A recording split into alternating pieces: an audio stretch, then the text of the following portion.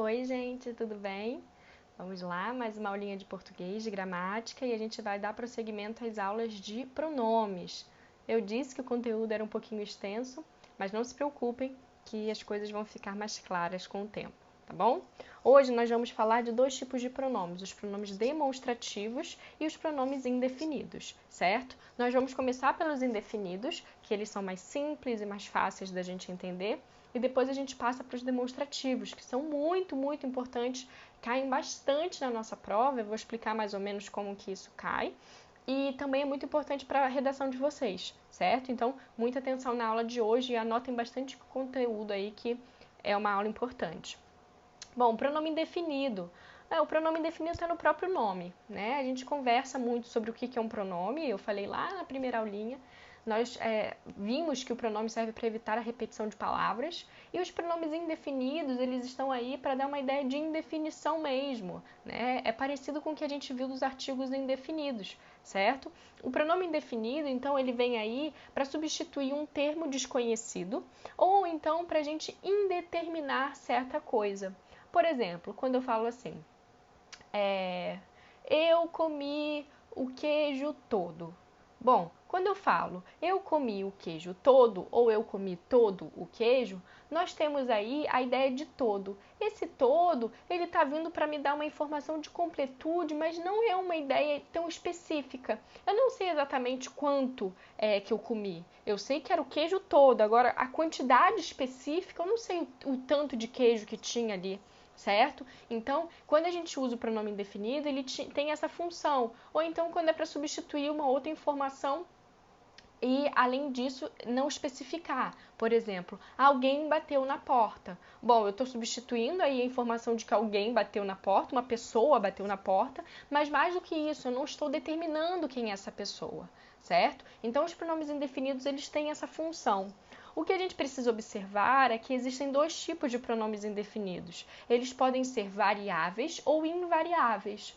Quando a gente fala de um pronome variável, a gente está dizendo aí que o núcleo, a parte principal daquele grupinho da frase, não é o pronome. O pronome está aí para determinar, para trabalhar aí com o núcleo. Então, por exemplo, quando eu tenho aí o caso do todo o queijo, eu comi todo o queijo, eu tenho aí o queijo sendo o meu núcleo de informação principal e esse todo trabalhando para esse núcleo. Então, se a gente observar, eu tenho aí queijo sendo no masculino e no singular e todo sendo no masculino e no singular também.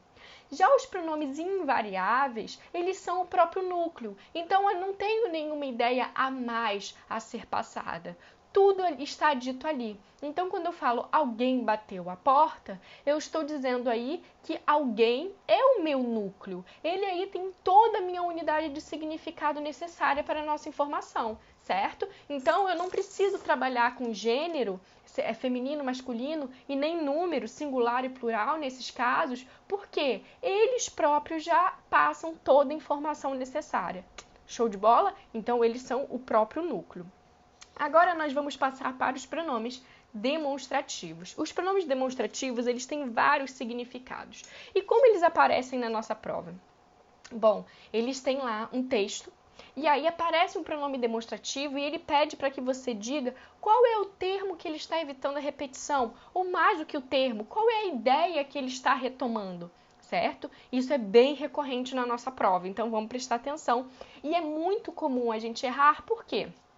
Na nossa oralidade, nós vamos ver aqui que a questão do pronome demonstrativo é uma questão muito espacial. E na oralidade, a gente tem outros termos, outras formas de mostrar a posição dos objetos que não só pelas palavras, né? Então, por exemplo, quando eu falo sobre lapiseira, eu posso falar na oralidade, certo? Não estou falando que é correto, né? Isso é um desvio gramatical, mas vocês vão ver que não tem prejuízo de significado. Então, eu consigo falar esta lapiseira, assim como eu consigo falar essa lapiseira. Por quê? Porque nesse contexto aqui eu estou mostrando a lapiseira. Não existe dúvidas sobre qual lapiseira da qual eu estou falando, certo? A qual eu estou me referindo. Então, quando a gente tem a nossa oralidade, a gente precisa ter muito cuidado, porque a oralidade me traz contextos outros, que o texto às vezes não é suficiente. Por isso que é necessário a gente entender o que cada um desses pronomes se refere. Os pronomes demonstrativos, eles podem ser divididos em 3 categorias de informação. Ele pode me dar uma informação de espaço, ele pode me dar uma informação de retomada do texto, tá? Em coisas que vão ser ditas e coisas que já foram ditas, e podem também me dar uma ideia de tempo, certo? Então a gente vai falar sobre cada um deles agora. Vocês vão observar aí no quadrinho que eu preparei para vocês que existem 2 tipos de pronome sempre, que são os variáveis, é o que a gente acabou de conversar, então eles dependem de um núcleo, por isso eles precisam de variação de gênero e número, e eles podem ser invariáveis, ou seja, eles são o próprio núcleo, então eles não precisam dessa variação de gênero e número, certo? Mas a ideia que está contida neles é a mesma. Então a gente tem aí no primeiro exemplo este, esta e os plurais sendo os pronomes variáveis e o isto sendo invariável. Então eu sempre fiz isso, tá? Este, esta, a parte de cima são os variáveis e a parte de baixo é o invariável daquele mesmo significado, que no caso é o isto, certo? Então, localização no espaço.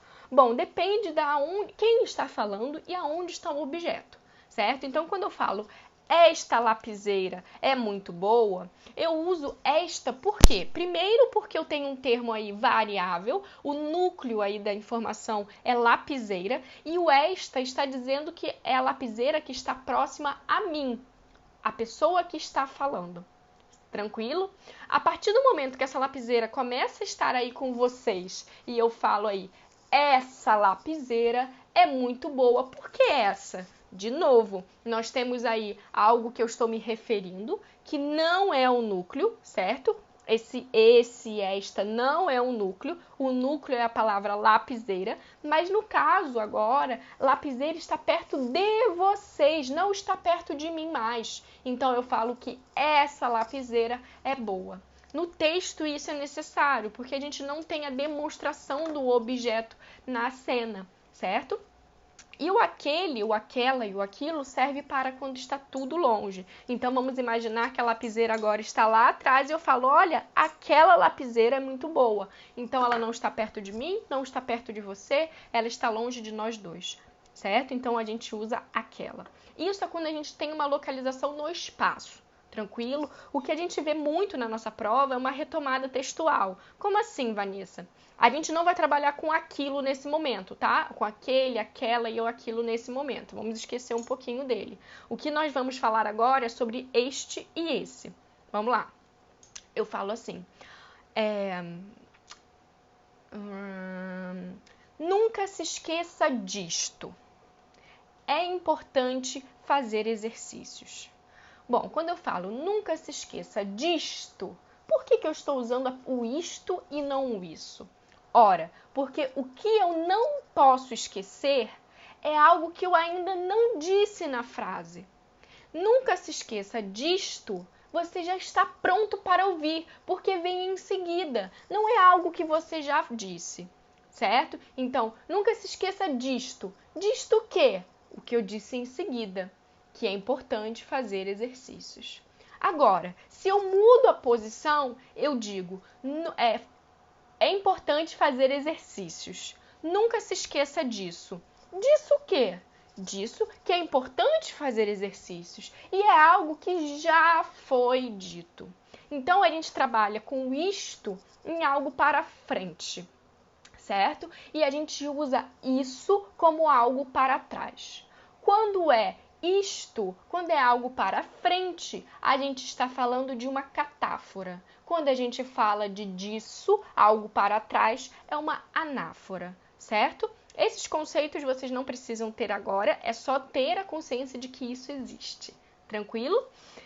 E outro caso de você trabalhar no texto, e agora recuperando aquilo, ou aquele e aquela aqui para a nossa história, é quando a gente tem uma enumeração. Acompanhem aí comigo no quadrinho que eu fiz. Fui ao shopping e comprei uma bolsa, um sapato e uma bijuteria. Bom, então eu tenho uma enumeração e eu quero me referir a esses termos posteriormente. Como que eu vou fazer? Essa ideia agora não vai ser como a retomada textual que a gente acabou de falar. Quando a gente tem uma enumeração, eu preciso que vocês recuperem o que a gente conversou lá da localização do espaço. Então, eu tenho este como sendo mais próximo, isso como sendo intermediário, porque não está comigo, está mais próximo de você, mas ainda está próximo de nós dois aqui. E o aquele ou aquilo que está longe de nós dois, então é algo que está mais lá para trás. A mesma ideia vai funcionar aqui para a enumeração. Então, fui ao shopping, comprei uma bolsa, um sapato e uma bijuteria. Esta é de prata. Esta o quê? Esta bijuteria, porque é o termo que está mais próximo ali na frase. Depois, esse é azul. Esse o quê? O sapato, porque é o termo intermediário na frase. E aquela é cinza. Aquela o quê? A bolsa, porque é o termo mais distante da frase. Certo? Então, a gente faz essa enumeração de acordo com a ideia espacial, certo? Muita atenção, não é com a ideia de retomada textual. Tranquilo? Sem problemas? E por último, é quando a gente tem uma marcação temporal. Quando a gente tem a marcação temporal, a gente basicamente tem a ideia de presente e futuro e a ideia de passado. Então, quando eu falo assim, este ano vai ser muito bom. Por que este ano vai ser muito bom? É o ano em que eu estou e indicando para o futuro. Então, quando eu uso a palavra este, eu estou indicando que é presente, futuro. Quando eu uso esse ano foi muito bom, eu estou me referindo a um ano que já passou. Isso é o passado, certo? Então, temos lá, retomando aqui os demonstrativos, 3 situações e espaço, texto e tempo. Espaço depende da pessoa que está falando e a localização do objeto. No texto, depende se já foi dito ou ainda vai ser dito. Ou então, a gente também tem a questão da enumeração, que tem uma teoria, uma lógica parecida com a localização no espaço. E por último, a marcação de tempo. A marcação de tempo, a gente tem o este, esta e isto como sendo presente e futuro, tranquilo? E o esse, essa e isso como sendo uma informação de passado. Tranquilo? Prestem atenção nessa matéria. A gente vai fazer bastante exercício sobre isso durante o ano inteiro, certo? Principalmente quando a gente for ver provas anteriores, nós vamos fazer revisão e conversar disso bastante, mas eu preciso que vocês tenham prestado bastante atenção nessa aula. Tranquilo? Um beijo e até a próxima. Bons estudos!